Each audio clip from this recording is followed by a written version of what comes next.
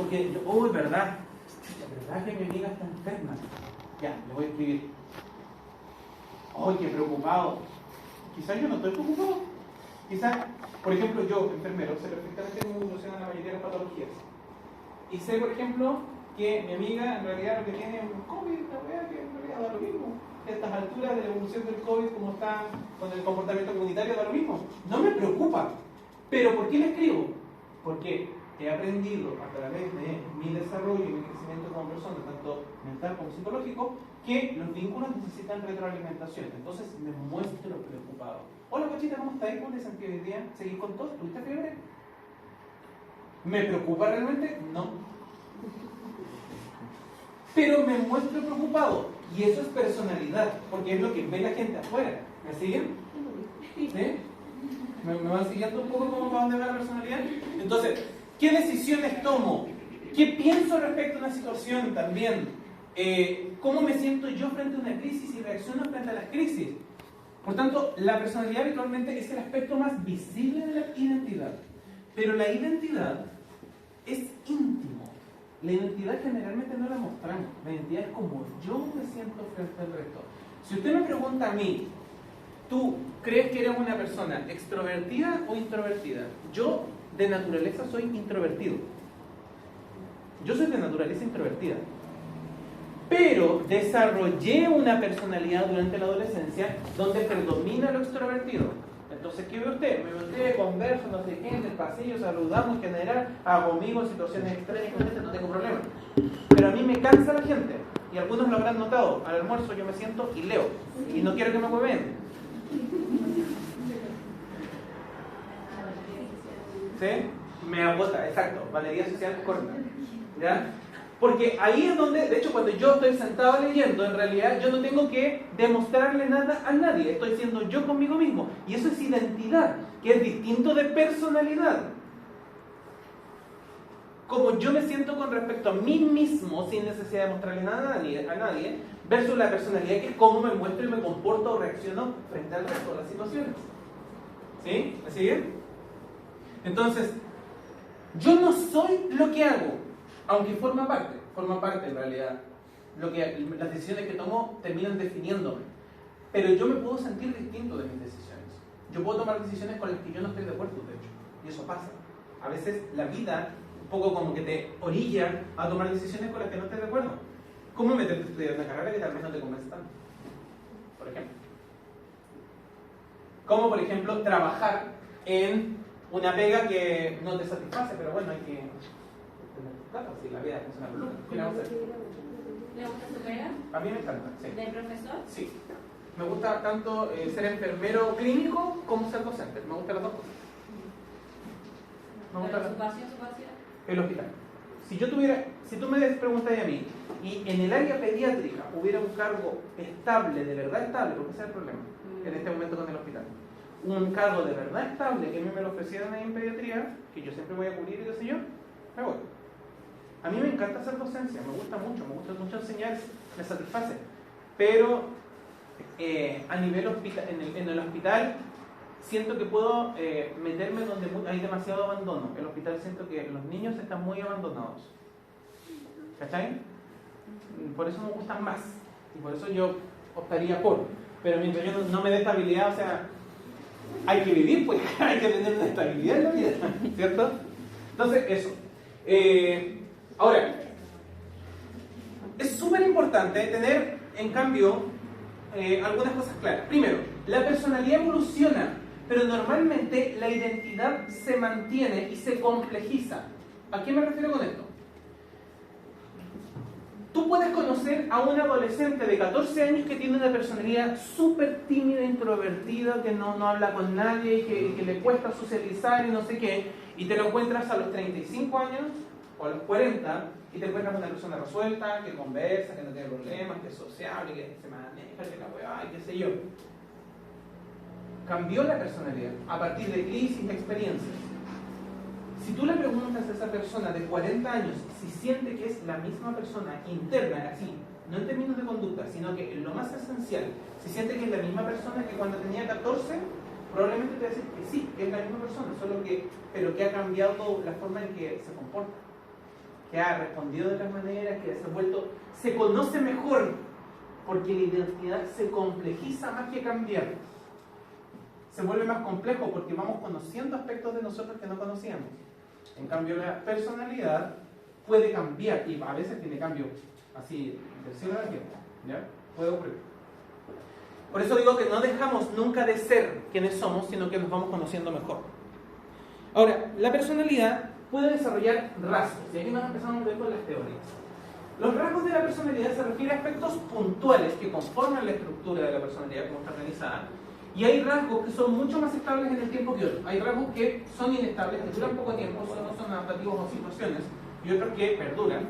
Se pueden organizar para conformar patrones de conducta según el contexto. Y eso es lo que ocurre. ¿A qué me refiero con el contexto? Esto. Oye, pero yo lo desconozco, yo jamás me imaginé que era capaz de algo así. Típico, es que mi hijo es otra persona cuando está con ella. Yo no reconozco a mi hijo. Las mamás, típico. Porque resulta de que la personalidad se adapta también todo el tiempo al contexto. Nosotros, en la práctica, en términos de personalidad, no somos una persona. Somos muchas, en términos de personalidad. Porque usted no se comporta igual con su pareja, que con sus papás, que con sus amigos. Sigue siendo el mismo individuo, la identidad es la misma. ¿Cuándo vas a hacer un trastorno de personalidad? ¿Qué sería? Bueno, los trastornos de la personalidad, vamos a tener una clase de trastornos de la personalidad, ¿ya? Pero generalmente los trastornos de la personalidad hay una escisión, hay una ruptura entre la estabilidad de estos aspectos de mis manifestaciones y quién soy. Y ahí podemos tener, por ejemplo, el más popular o conocido, que es el trastorno de personalidad múltiple. ¿Está bien? Soy Patricia.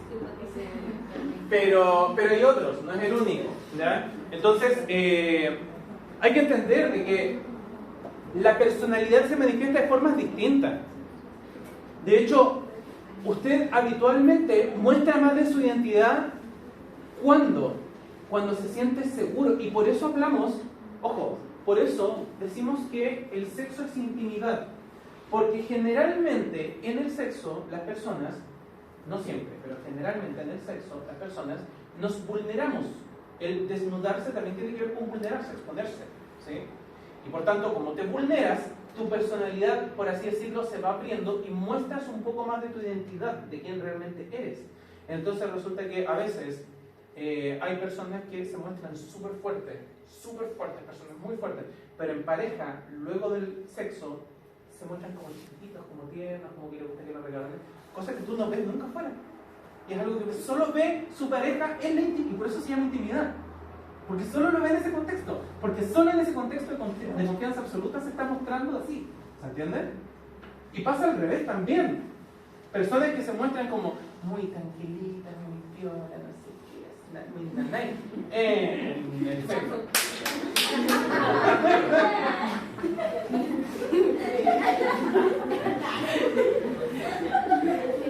Entonces, pasa también, ¿ya? Por eso muchas veces se interpreta el sexo como intimidad, aunque no necesariamente, va a depender de cuánta confianza entregas tú en esa relación, en ese vínculo, ¿ya? Ahora, Gordon Allport, que fue uno de los primeros autores en hablar acerca de rasgos de la personalidad, planteó 3 tipos de rasgos de la personalidad. Habla de los rasgos cardinales. Los rasgos cardinales son difíciles de definir, muy difíciles.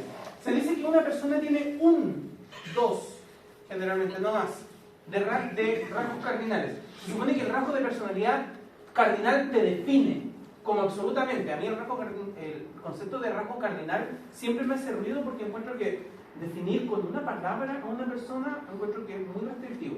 Sin embargo, en la teoría se plantea como existencia, ¿ya? Se supone por eso que aparece después de los 20 años, antes no es posible.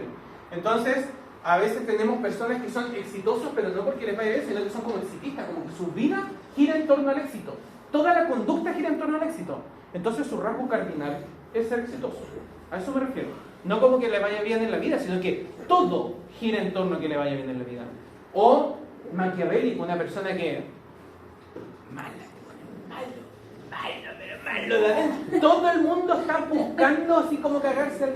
Es maquiavélico este plan. su vida entera gira en torno a esto. O narcisista. Una cosa es el rasgo de personalidad narcisista y otra cosa es el rasgo cardinal de narcisismo, que son personas donde, la personalidad completa gira en torno a admírenme, o mira qué bacán soy yo, ¿sí? Así como que todo el tiempo necesita validación por el resto y que los admiren, qué sé yo. Por eso les digo que rasgo cardinal es difícil de ver. Es difícil, si usted se da cuenta, con las personas que usted conoce, es difícil definir una persona con una sola palabra y que realmente esa única palabra defina toda su conducta. Es muy difícil. Pero, sí, mucho más importante y más racionales para mí son los rasgos centrales. Los rasgos centrales son los más importantes de la personalidad, aquellos que describen una persona. Cuando yo empiezo, yo le digo, oye, ¿y cómo la Juanita? No, mira, la Juanita, sé que es buena persona la Juanita, porque sé que es amable, es preocupada, igual a veces media mañosa, pero normalmente es súper como sincera. Todo lo que yo estoy describiendo, esta serie de características, son rasgos centrales. Cuando yo describo una serie de características que definen una persona, me refiero a los rasgos centrales, ¿sí? Porque reitero, el cardinal es como uno, es como lo que define completamente una persona. Muy difícil de ver. Y finalmente, de hecho, rasgos centrales pueden haber fácilmente 10 en una persona. Porque claro, yo puedo definir entre 5 a 10 rasgos o características de una persona. Y finalmente, tenemos los rasgos secundarios. Los rasgos secundarios tienen que ver con actitudes o preferencias frente a circunstancias muy puntuales. No lo definen, pero pueden destacar en algunas condiciones. Como por ejemplo, sabes que esta persona, mira, en general es súper relajada, pero para esperar. O, mira, la Marta sabe que es súper piola, pero cuando le da hambre. O, en general, no es una persona ansiosa, sé que se maneja bastante bien, pero cuando tiene que pararse frente a la pizarra, empieza a sudar. Entonces, lo que yo estoy hablando es una conducta de personalidad que se manifiesta solo en una situación puntual y que no es habitual en su vida. ¿Se entiende? A eso me refiero con rasgos secundarios. Ahora, una cosa son los rasgos y otra cosa son las dimensiones de la personalidad. Los rasgos son características, a eso me refiero con rasgos. Las dimensiones de la personalidad es un concepto que desarrolló Eysenck, que también es otro autor, otro teórico de toda esta área, que considera que la personalidad tiene algunos atributos, es decir, características que todos tenemos, pero que varían según cómo se manifiestan. Por ejemplo, el carácter. Para Eysenck, el carácter tiene que ver con la voluntad. O sea, esta persona tiene carácter fuerte, tiene voluntad, la lucha, no se queda pegado, o tiene un carácter débil, no como que se queda, es dejado, ¿entiendes? El temperamento tiene que ver con la conducta emocional. No solo tiene un carácter fuerte, sino que es enojón. O es más bien tristón, llorosito, ¿sí? A eso se refiere con temperamento. El intelecto, esta persona es súper ágil, es vivaz, o más o menos nomás, como que le cuesta un poco ahí procesar la cosa. Y físico, ahí se considera al aspecto físico dentro de una dimensión de la personalidad, porque recordemos que el cerebro, que finalmente manifiesta la personalidad, está afectado por compuestos químicos, que son los neurotransmisores, y está afectado por las hormonas. Oye, si una persona con hipertiroidismo cambia su personalidad. Una persona con hipertiroidismo descompensado va a ser más hiperventilada y cuando se empieza a estabilizar, baja las revoluciones, tiene mejor carácter, anda más tranquilo. Porque las hormonas tiroideas al elevar el metabolismo lo ponen más irritable. ¿Se entiende? Hasta el dolor te pone más irritable y cambia el carácter. Entonces, el físico afecta en la forma en que se manifiesta la personalidad. Me refiero al estado físico. ¿Ya? A partir de esto, entonces, considera que las personas pueden tener 3 dimensiones que no se excluyen entre sí. Es decir, pueden estar, una persona puede tener más de una de estas dimensiones. Primero, intro o extroversión. Esto es bastante fácil de entender. Todos sabemos qué es lo que es un introvertido y un extrovertido, ¿cierto? Lo entendemos en general. Una persona que cuánta energía, cuánta atención le da a las experiencias externas versus las internas. Una persona más extrovertida gasta más fuerza, más energía, más atención hacia afuera y se muestra y conversa y qué sé yo. Una persona introvertida gasta más fuerza y energía en los procesos internos. Se mira hacia adentro, presta atención, guarda silencio, mira como casi con desconfianza por fuera, podríamos decir. Neuroticismo. ¿Han escuchado cuando dicen que alguien es un neurótico? No, más también terrible neurótica. Clásico. Bueno, neurótico es un término que no es negativo. Todos podemos tener más o menos neuroticismo, ¿ya? Yo tengo neuroticismo, pero poco. Yo no, dentro de las escalas, yo tengo un neuroticismo bajo. Soy poco neurótico, no significa que no sea. Todos tenemos algún grado de neuroticismo. Todos somos más o menos neuróticos. ¿A qué se refiere con ser neurótico? Ser neurótico es básicamente cuando una persona tiene estabilidad emocional. Por tanto, cuando la persona es muy inestable emocionalmente, decimos que es más neurótica.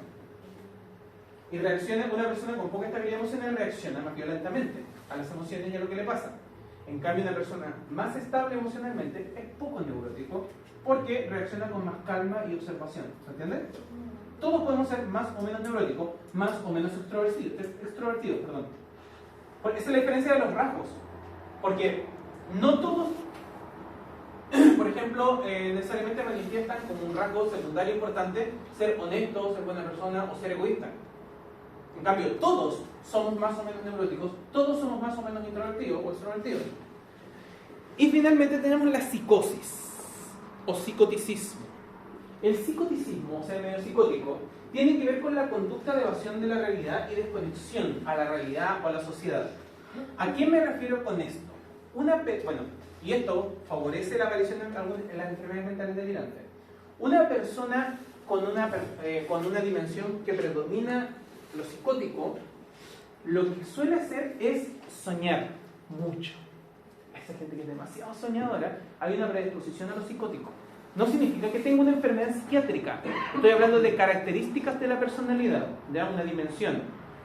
Una persona que es muy poco práctica, muy poco pragmática, muy soñadora todo el tiempo. Ay, ¿en serio está pasando? Hoy no tenía idea que había una guerra de Rusia con Ucrania. ¿Y eso cuándo empezó? Oye, hace como 6 meses está la pura cagando. No, es que yo no veo noticias. Ya, también no veo noticias, pero no sé, por las redes sociales, la gente conversa, te lo habla. Parece que no habían dicho eso, pero no, como que no quiere hacerse cargo de cuando hay problemas todo el tiempo y se evade, sueña y ya piensa en el mundo y es muy iluso. Esa es una personalidad más bien psicótica. Y por tanto una personalidad puede ser al mismo tiempo psicótica y neurótica, o con más psicosis y neurosis, ¿se entiende? O con poca psicosis y neurosis. ¿Ya? Ahora, un paciente muy psicótico tiende a ser bastante hostil, poco empático de hecho, porque ¿qué es lo que ocurre? En esta necesidad como de evadir la realidad, tampoco te haces cargo de los problemas del resto, porque no querís, pues, te cuesta. No sé, preferís soñar y ahí volar por el mundo, ¿ya? Y como les decía, frente al estrés excesivo pueden desarrollar enfermedades mentales delirantes.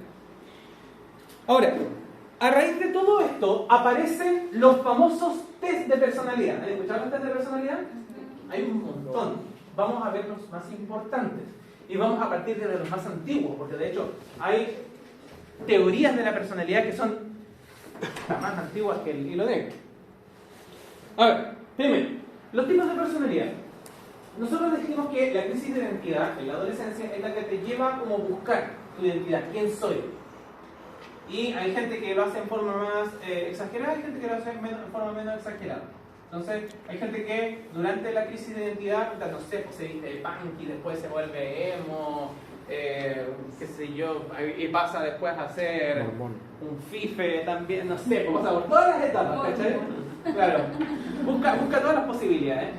Pero hay gente que hace crisis de identidad más piola, pero sin embargo siempre trata de buscar un poco los límites, de qué es lo que puedo, no puedo hacer, a dónde voy, cómo me siento mejor, ¿sí? Habitualmente es más conductual, si se fija. Y normalmente se busca ser descritos por pares, y esto es típico del adolescente. Entre los pares empieza a preguntar, oye, ¿tú qué opinas de mí?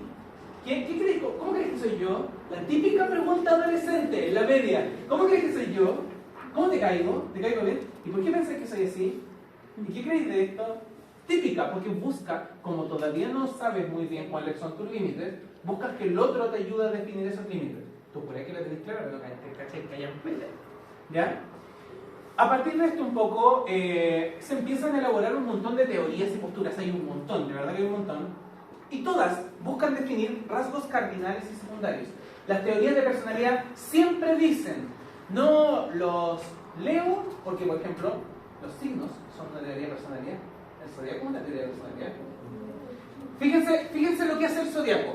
Leo los nacidos en, no me acuerdo qué fecha, pero están dominados por el sol, son personas que les gusta mucho llamar la atención, medio egocéntricos, medio narcisistas. ¿Qué estoy haciendo yo? Definir rasgos cardinales.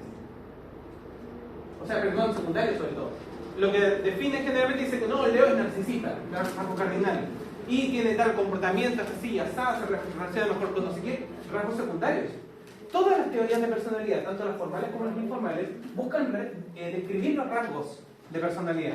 Hay algunas súper antiguas, griegas, egipcias, romanas y posteriores. ¿Ya? ¿Y para qué nos sirven las teorías de personalidad? ¿Para qué quiero hacerme un test de personalidad, pues, profe? Porque nos ayuda a entender. Ya dijimos que era mala idea no saber qué rasgos de personalidad tenemos. Ahí la cagamos sin darnos cuenta. Entonces, nos sirve precisamente para ver si hay algo que yo no he visto. ¿Ya? Por tanto, nos sirve para entender, organizar, abordar cuando hay conflictos que no nos hemos abordado. No, y esto es súper, por favor, importante. Si usted hace un test de los que les voy a ir mostrando, les voy a dejar los enlaces en la diapositiva, y lo quiere hacer, no, por favor, no crea que lo que dice ese test es la verdad respecto a usted. Ese test lo que está haciendo es medir su conducta. La personalidad es una conducta, son las diferentes máscaras que mostramos afuera. No define la identidad, acuérdense que la identidad es íntima, es interna. ¿Ya? Por tanto, pueden ser medios engañosos a veces. Como les digo, hay herramientas formales e informales. Dentro de las informales tenemos el zodiaco, los doshas de la medicina ayurvédica en India, los arquetipos del tarot. No sé si a alguien le gusta aquí el tarot y la onda del tarot, y que dice que no, que a mí me corresponde la carta del tarot no sé cuánto. Son arquetipos que tienen que ver con eso. Los test de las revistas, así como... Y dentro de las teorías formales vamos a tener la teoría morfológica, la de 16 personalidades, la teoría del enegrama, la teoría junguiana y la teoría de los temperamentos. Vamos a partir con las teorías informales primero. Dentro de las teorías informales, como les decía, conceptos como el horóscopo, los doshas, hasta la numerología, los arcanos del tarot, todos buscan definir rasgos de personalidad. Buscan decir, no, tú eres número 9. Como el número 9, a ti te rige la luna, con no sé qué, y tu personalidad es más sensible a no sé cuánto, y por eso tú eres tan sensible a no sé qué, y te comportas con no sé qué. ¿Han cachado que es como así? Lo que estamos haciendo es definir rasgos habitualmente secundarios. O sea, perdón, rasgos centrales, disculpen. Rasgos centrales de la personalidad. ¿Ya? Habitualmente responden a comparaciones con arquetipos. ¿Quién se acuerda de lo que era un arquetipo?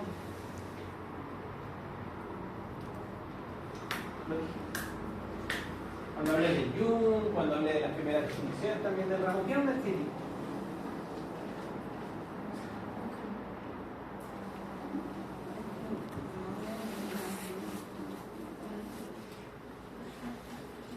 Grillos.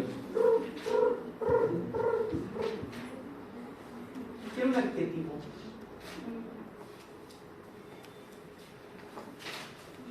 ¿Se acuerdan cuando hicimos el ejercicio del sol? ¿Qué significaba el sol? Que hicimos ese ejercicio de la luna y que esto no, porque esto es cultural, porque la gente que bastante se muere, pero luz para todos, ¿sí? ¿Se acuerdan? Esos son arquetipos. Los arquetipos son significados inconscientes, no cuestionables por ninguna cultura. Y por eso las teorías informales hacen referencia a arquetipos. Porque claro, si yo te digo, por ejemplo, si yo te digo, anciana, jugamos con uno de los arquetipos clásicos, anciana, doncella, o sea la cabra Lola, así como recién estrenada, niña, mujer experimentada, bruja, tejedora, recolectora. Tú y yo te pido que elijas alguna de las cosas que te acabo de definir para identificarte. Tú podrías elegir uno de esos y decir, sí, como que un poco más como de esa. ¿cierto? Uno como que, si a ti te doy una lista de conceptos, de personas o de símbolos, tú te podrías más o menos identificar con eso. ¿Y qué ocurre? Que cada uno de esos tiene un arquetipo, tiene un significado inconsciente que va más allá de la cultura. Cuando yo te digo madre, hay un montón de cosas que están relacionadas con el arquetipo. Es un arquetipo súper poderoso porque todos tenemos madre. Y por lo tanto es un arquetipo muy poderoso. Entonces hay muchos conceptos inconscientes y que atraviesan a todas las culturas relacionados con el arquetipo madre. Entonces, ¿qué es lo que pasa? Te es fácil, y si tú dijiste madre sí, como que sí, claro, pues te calza y reconoces cosas de ti ahí. ¿Se entiende? De esa manera funcionan habitualmente las teorías informales a través de arquetipos. Y suelen definir rasgos cardinales, centrales, secundarios. Algunas pueden ser súper simplistas y se complejizan en entrecruzar arquetipos, como pasa con el zodíaco. Ojo con el zodíaco. El zodíaco es un sistema de definición de estructuras de la personalidad. Pero lo que usted conoce habitualmente solo es su signo. ¿Cuál es? ¿Quién sabe? Solar. Pero hay más. Usted tiene más. ¿Cuáles son? Su lunar y el ascendente. ¿Qué significa eso? ¿Ya? ¿Qué significa eso? Que cuando yo digo que alguien es Leo en su signo solar, claro, yo digo, ay no, pero es que es terrible, este tiene que ser terrible, egocéntrico, narcisista, pero tú conocías a la persona y no te calza. O sea, sí, es como le gusta llamar la atención, pero tampoco es como tan así. Ay, pero ¿y dónde está su luna? Ah, pero es que claro, no sé, pues tiene la luna en Piscis, ¿cachai? Ah, pero es que claro, como la luna tiene en Piscis, por eso.